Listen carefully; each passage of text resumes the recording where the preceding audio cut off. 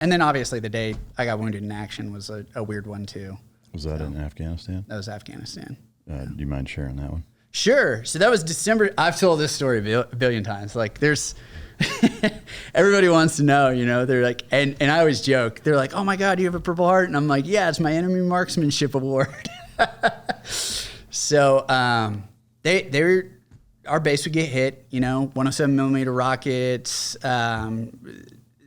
They shot white phosphorus at us. I mean, it was all types of fun stuff. But this particular day, they were really hammering us and like trying to overrun the base. But the militia forces were like, again, Restrepo. You look at that, or even the outpost. If you kind of think not to that level, that was insane. But so I'm literally sitting on my cot, and we had started erecting like kind of hard barriers, concrete, and then the top was just like soft shell. And we had this window. And we were running potbelly stoves because it was cold. We were up in the mountains. And we'd built this window, and it had glass in it. And the glass all of a sudden explodes. And I'm like, and then the sirens go off, and I'm like, oh, here we go. So I'm literally in like Ranger panties. Yeah. Ranger panties, this stained brown T-shirt. And I just grab my body armor and throw that on and grab my rifle and run out the door. And as soon as I get outside the door, there's a Afghan kid. He's probably 10, maybe 12. He's got a sucking chest wound from where shrapnel had hit him. And there's a medic working on him, you know, and he's getting the bore needle ready. And I like stop, and I'm just staring at this kid, and he's like doing the wheezy thing. And like, I'm like, I gotta go, you know? And so I run. And I let the medic handle that stuff. And there's just incoming coming in. And back in the early days of the war effort, there wasn't Kellogg, Brown and Root or Halliburton or any of that stuff. So we would employ local nationals, like local Afghans. And Afghan culture is very, especially that's Southeast Asia, but it also happens in Iraq. They'll like sell out their family for like $1. I'm sure you know this. Oh, yeah. Like we would go into towns with like backpacks full of cash, like with the special activities guys, and they're like, "Who wants to talk?" And they're like, "My uncle, he's a piece of shit." You know, suddenly everybody wants to turn in everybody. But they had talked that day, whoever it was on base, and we found out after the fact, like a bunch of the dudes wanted to leave early, so they left early, and then the ones who stayed on base, like, it didn't really have anything to do with it, but. So they started targeting all of our bunkers in strategic positions, and they were packing the 107 millimeter rockets with C4, but they had a spotter, so they were just walking them in. So I was like, so I went to the TOC, our Tactical Operations Center, and Gonzo was in there, and he was like, "Hey man, you got to get the rest of the civilians out of here, like get them into a safe spot." Like he's like, rally with the intel guys, which was my buddy Steve. That's his name. We're just gonna, it's Steve. He's with the Joint Special Operations Command now. He's in all the whole wiki world. So still serving. He's about to get out, but he's like, rally with Steve, and then get these people to safety and try and find someplace. So we end up we're gonna head to a bunker. But all of a sudden, we see all the 10th Mountain guys just run out of the bunker because like one just lands right on me, and they're like screaming. They're like, "Go target the bunker!" You know, and everybody's like, it's just pandemonium.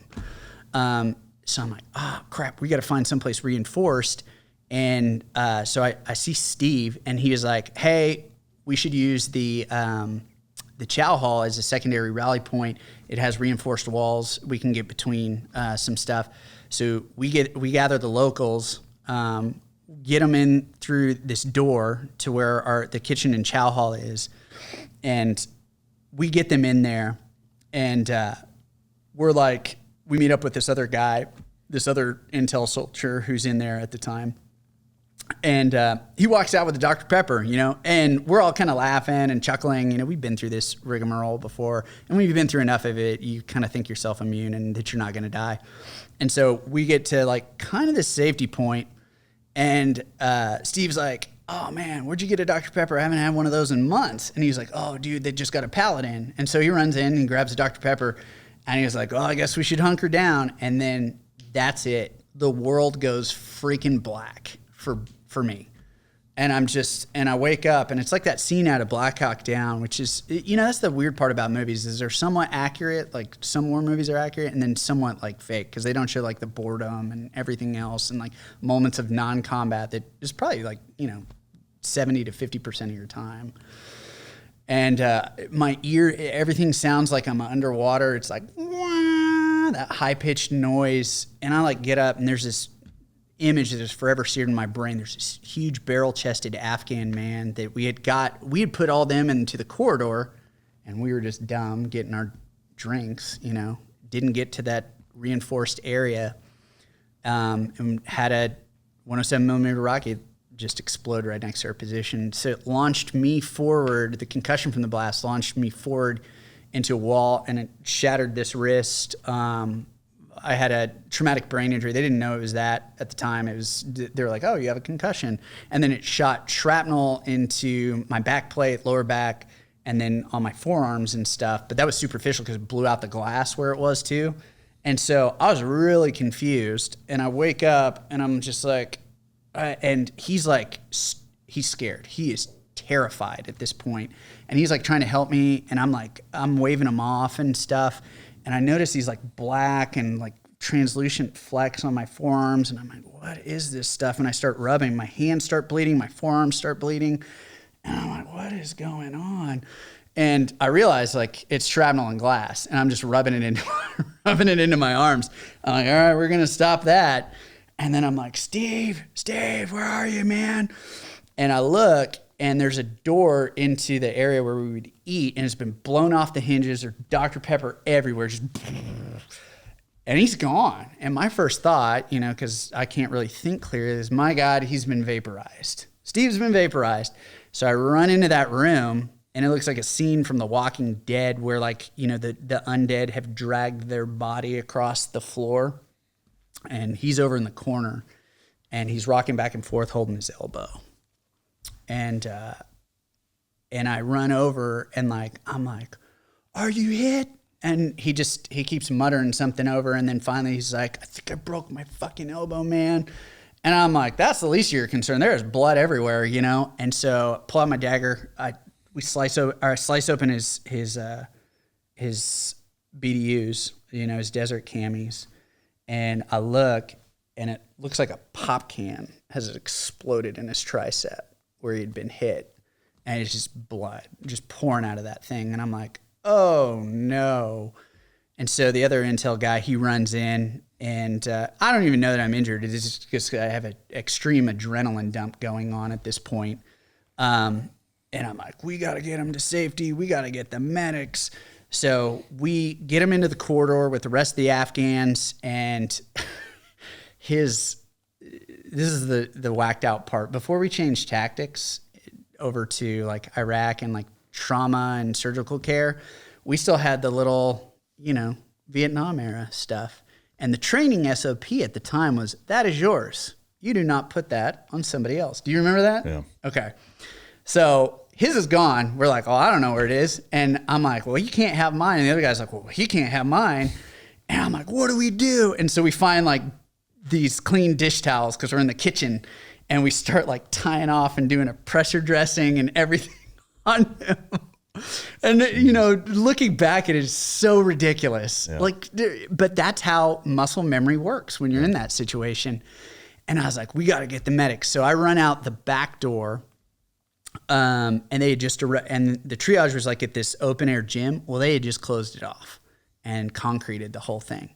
So I'm banging on this thing and I'm like, we got injured, we got wounded, I'm screaming at this point, and nobody can hear me. And I'm like, oh my God, we're going to die. This is it. And that's like when the fear like really hit me and my hands start to tremble. And I run back in, another rocket comes slamming in, knocks me to the ground. I burst through the door, and I look, and Steve at this point is ghost white. Just, he's lost so much blood. And I'm like, they blocked access to triage. Where the hell do we go? And the other guy, I'm like, I just look at him and I was like, it's your turn to get blown up.